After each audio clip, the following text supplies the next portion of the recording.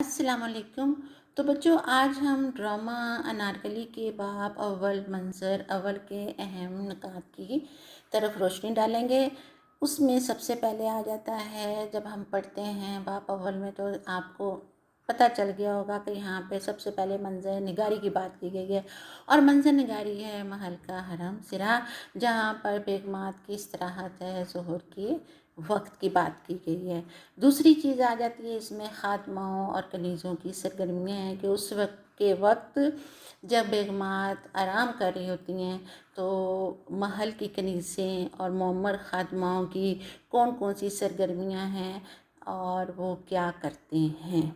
Number 4 آ جاتا ہے، یا 3 کہہ لیں اس کو، کرداروں کا تعارف ہو جاتا ہے، اور ان کرداروں کے تعارف میں عنبر، مروارید اور دل آرام کی کردار سامنے نظر آتے ہیں جو سرگوشیاں کر رہی ہوتی ہیں۔ دوسری طرف ستارہ، زعفران وغیرہ آتی ہیں، ان کا ایک الگ گروپ بن جاتا ہے۔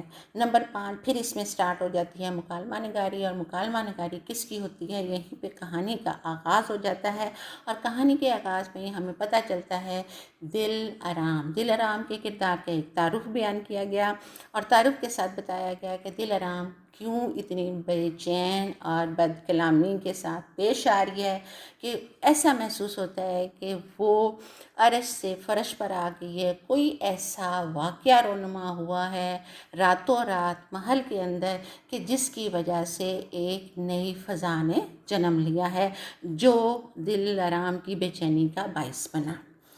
پھر آ جاتا ہے نادرہ کا تعارف۔ نادرہ کے تعارف کہ جی وہ کیسے نادرہ سے انارکلی بنی، اور انارکلی کی ماں کو کیوں پریشانی تھی انارکلی ہونے کے بعد، کہ اس کو بیگمات کے ساتھ اس کے محل میں جانا ہے اور رکھ رکھاؤ کا خیال رکھنا ہے۔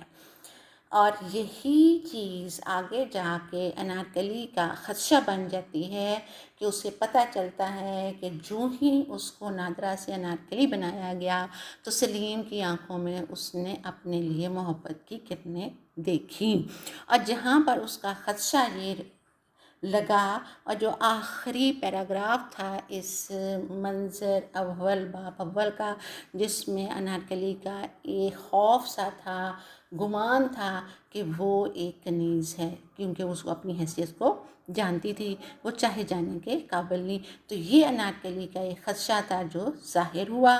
تو یہ اہم نکات تھے جو باب اول منظر اول میں ہمیں پڑھنے کو ملے۔ اللہ حافظ۔